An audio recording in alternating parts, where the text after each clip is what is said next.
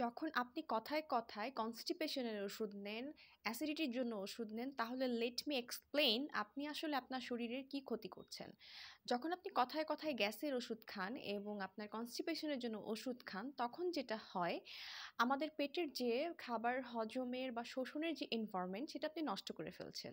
যার কারণে রেগুলার বেসিসে যদি আপনি এই ওষুধগুলো খান, সবার আগে আপনার নিউট্রিশন ডেফিসিয়েন্সি হবে। অর্থাৎ আপনার শরীরে ক্যালসিয়াম, আয়রন, ম্যাগনেসিয়াম, জিঙ্ক এইসব ভিটামিনস বা মিনারেলসগুলো ঠিকমতো শোষণ হবে না। যার কারণে আমাদের শরীরে যে কন্ডিশনটা সৃষ্টি হয় সেটা হলো ব্লাড প্রেশার।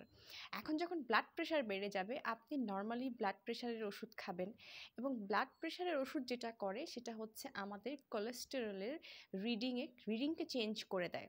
তখন নরমালি আপনি কোলেস্টেরলের ওষুধ খেয়ে ফেলেন এবং কোলেস্টেরলের ওষুধ যেটা করে সেটা হচ্ছে সবচেয়ে বেশি ইফেক্ট ফেলে আপনার ইনসুলিনের উপরে, এবং ইনসুলিন যখন ডিস্টার্ব হয় স্বাভাবিকভাবে আপনার ডায়াবেটিস চলে আসে। এবং এই যে আপনার সব কিছুর মূল কি জানেন, ওই যে আপনার অতিরিক্ত ওজন, ডায়েট।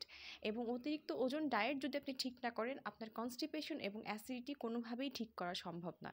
তাই যদি আপনি রেগুলার এগুলোর ওষুধ খেয়ে থাকেন, ওষুধের দিকে ফোকাস না করে কাইন্ডলি আপনার রুটের দিকে ফোকাস করেন যে কেন আপনার এরকম হচ্ছে এবং এটা সমাধান করে ফেলেন।